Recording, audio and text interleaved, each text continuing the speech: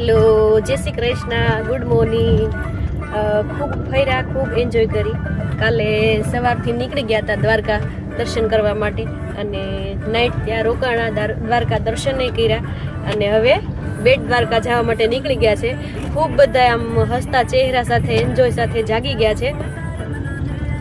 જય શ્રી કૃષ્ણ. જય શ્રી કૃષ્ણ. જય શ્રી કૃષ્ણ બેટા. જય શ્રી કૃષ્ણ. જય શ્રી જય કૃષ્ણ. શ્રી કૃષ્ણ. કેટલી એન્જોય કરી કાલે આખો દિવસ? બહુ મજા પડી ગઈ. દ્વારકાના દર્શન પણ સરસ દ્વારકાના દર્શન થઈ ગયા સરસ મસ્ત રીતે મજાના. અને બહુ હવે- મજા આવી અને પ્રસાદ પણ ત્યાં લઈ લીધો હતો. દ્વારકા પ્રસાદ એક નંબર પ્રસાદ. ઘણા લોકો છે ને દર્શન કરીને નીકળી, કારણ કે એમ કે ત્યાં મંદિરમાં પ્રસાદ લેવાનો નો સારો, પણ એકદમ સરસ બહુ મસ્ત કઢી ખીચડી હતા અને 30 રૂપિયામાં ખાલી કઢી ખીચડી અને બટેકાનું શાક એટલું સરસ હતું અને રોટલી પણ સરસ હતી. તો ગમે ત્યારે તમે દ્વારકા આવો ને તો પ્રસાદ લેવાનું ભૂલતા નહીં, કારણ કે મહાપ્રસાદ કહેવાય.